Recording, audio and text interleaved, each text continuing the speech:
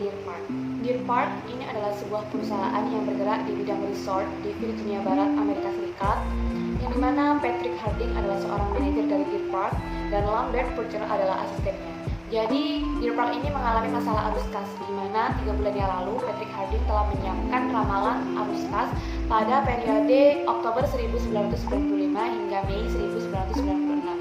Untuk periode November hingga Maret merupakan periode yang lambat untuk resort. Namun, surplus kas yang dihasilkan pada periode puncak dari Agustus hingga Oktober mampu menutupi kekurangan tersebut. Nah, inilah tepatnya ramalan Patrick pada masa itu. Tetapi sekarang pada awal Oktober, Patrick memiliki pemikiran kedua tentang ramalan itu. Terdapat beberapa masalah penting bagi Harding. Yang pertama, renovasi yang direncanakan untuk Januari perlu lebih luas dari yang diperkirakan semula. Jadi, Patrick Harding ini telah memperkirakan biaya yang akan dikeluarkan itu sebesar $420.000. Namun, tampaknya yang akan dikeluarkan ternyata bertambah menjadi $500.000. Yang kedua, manajer resort tiba-tiba pergi pada bulan Agustus dan penggantinya tampaknya tidak seefektif dalam memperoleh bisnis konvensi. Yang ketiga, resesi telah menghantam sebagian besar wilayah, sehingga penjualan Deer Park ini jelas sensitif terhadap keadaan ekonomi regional. Beberapa masalah tersebut menunjukkan perkiraan penjualan Harding yang dia beri label konservatif pada bulan Juli, namun pendapatan turun 10% pada bulan September dan Oktober. Pemesanan reservasi juga turun, sehingga Purcell itu yakin bahwa mereka tidak akan mencapai target yang mereka rencanakan. Namun, Harding ini selalu menjadi penganjur perkiraan anggaran tunai dan terus-menerus merevisi sesuai dengan informasi terbaru. Ada beberapa alternatif yang dilakukan oleh Patrick Harding untuk Deer Park jika terjadi kekurangan uang tunai. Yang pertama, resort dapat menunda atau mengurangi renovasi. Yang kedua, penundaan pembayaran hutang. Yang ketiga, mengatur pinjaman dengan bank resort. Yang keempat, minta uang tambahan kepada pemilik. Yang kelima, mungkin bisa menggunakan beberapa kombinasi dari pilihan tersebut atau beberapa opsi yang berbeda. Dari beberapa alternatif, juga terdapat beberapa masalah. Yang pertama, jika renovasi ditunda atau tidak dibuat pada bulan Januari, penjualan kemungkinan akan menderita di bulan depan. Karena renovasi yang paling baik itu dilakukan pada bulan-bulan sibuk, seperti Januari. Yang kedua, prospek pinjaman juga bukan opsi yang menarik. Kenapa?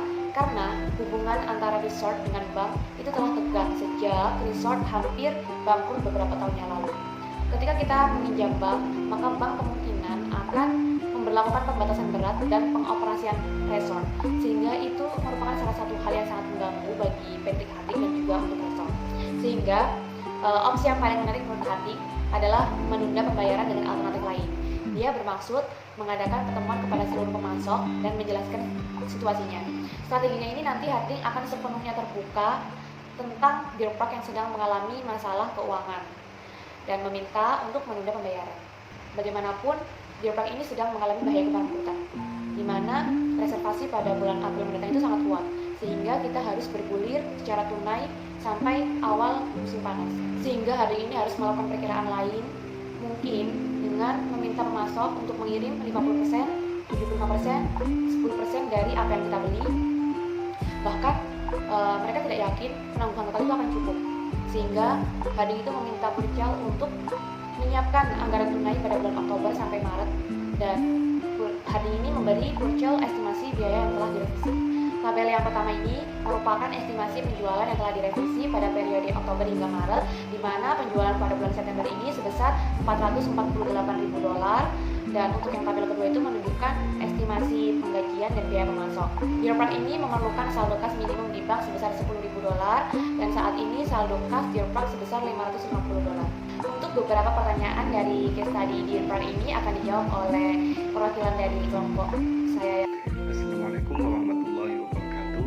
Perkenalkan, nama saya Muhammad Subhatullah. Di sini saya akan menjelaskan tentang study case yang ada di Deer Park. Untuk study case yang pertama yakni, haruskah biaya penyusutan resort sebesar $30 per bulan dipertimbangkan dalam anggaran tunai Anda? Menurut kami, biaya penyusutan tidak harus dipertimbangkan dalam anggaran tunai. Kenapa? Karena tidak ada uang tunai yang benar-benar dikeluarkan, dihabiskan untuk item yang sedang disusutkan. dan dengan demikian tidak termasuk dalam laporan arus kas. Untuk studi case yang kedua, apakah ada manfaat untuk memperpanjang perkiraan hingga April dan Mei? Menurut kami ada manfaat besar untuk memperpanjang perkiraan hingga April dan Mei, karena pada bulan tersebut diharapkan banyak penjualan sehingga banyak uang tunai yang masuk. Yang ketiga, apakah pemasok deal park memiliki insentif untuk bekerja sama?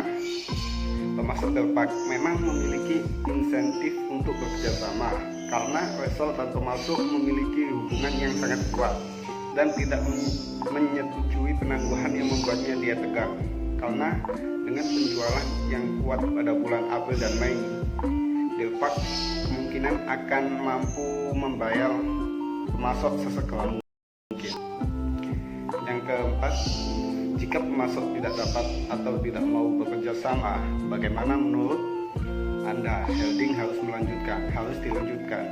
Jika pemasok tidak dapat atau tidak mau bekerja sama, bagaimana menurut Anda? Holding harus dilanjutkan. Pertama, jika pemasok tidak mau bekerja sama, maka pilihannya adalah dapat meminjam kepada bank mereka.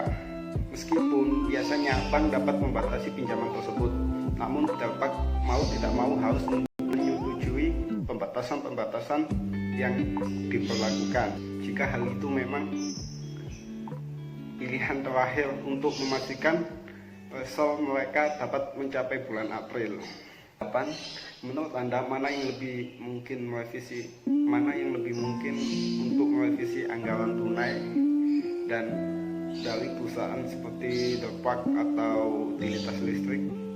Menurut kami, Delpak akan lebih cenderung untuk merevisi anggaran tunai mereka daripada utilitas listrik, karena utilitas listrik memiliki biaya lebih tetap daripada biaya variabelnya, dan arus kas yang masuk tidak banyak berubah dari bulan ke bulan. Apakah Anda berpikir bahwa anggaran tunai adalah alat keuangan yang lebih penting untuk tujuan kecil seperti Delpak atau perusahaan besar seperti Exxon? Anggaran tunai lebih penting bagi perusahaan kecil seperti Delpak, karena perusahaan kecil harus lebih berhati-hati dengan dana mereka. Perusahaan besar seperti Exxon Mobil didirikan di pasar dan arus kas mereka tidak akan berubah secara dramatis seperti perusahaan kecil. Perusahaan Exxon Mobil yang cukup besar, maka sangat sulit bagi mereka untuk melakukan anggaran kas.